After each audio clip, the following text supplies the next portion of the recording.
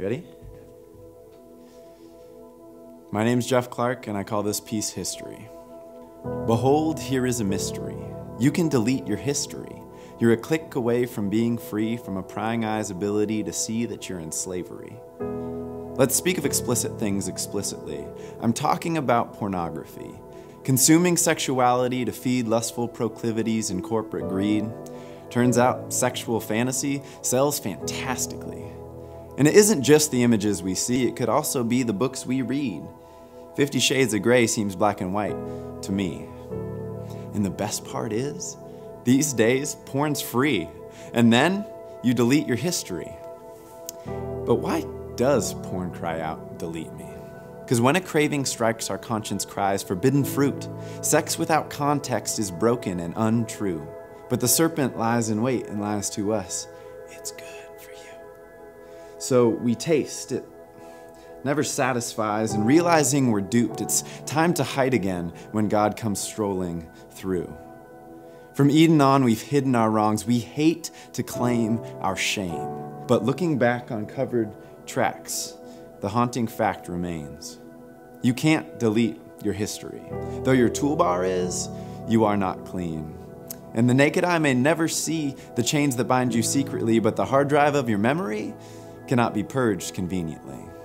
So one minute you delete it, and then the next you go repeat it. And after every time, you've lost the time you wasted online. Temptation continues its siren's call. Scripture and self tell you God sees it all. Objectifying others becomes a theme of thought, and all the while you wonder, when will I get caught? You can't delete your history. But here's a challenge to you who think, I'm fine. If you think you have a handle on your habit, let it go. When it continues clinging, maybe then you'll start to know that just because you hide it doesn't mean it goes away. When the light in you is darkness, that darkness tends to stay. Sin is a creeping vine that grows upon us, sometimes slow, but it doesn't stop, and it never lets go. If you're not fine, if you find yourself entangled, nearly strangled in this struggle, if it's taxing, erasing, then retracing the same tracks, if you're tired of fighting and you're looking now for slack, my friend, I'd be remiss if I held this good news back. God can redeem your history. He loves to break captivity. Just look at Jesus' family tree, pockmarked with immorality. Look, there's Judah, incestuous dad, and Rahab the prostitute with spies in her bed. And then trace the contours further down to the sweet psalmist of Israel wearing a crown. It's David the king with Uriah's wife, impregnating her and then taking his life.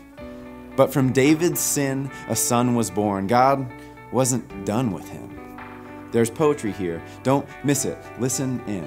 From David's sin, a son was born, and many more from him. God sent a son of David to conquer all our sin. He wrote redemption in. God can redeem your history. You're a choice away from being free from the chains that bind you secretly. Jesus was stripped instead of you, nailed naked to a tree.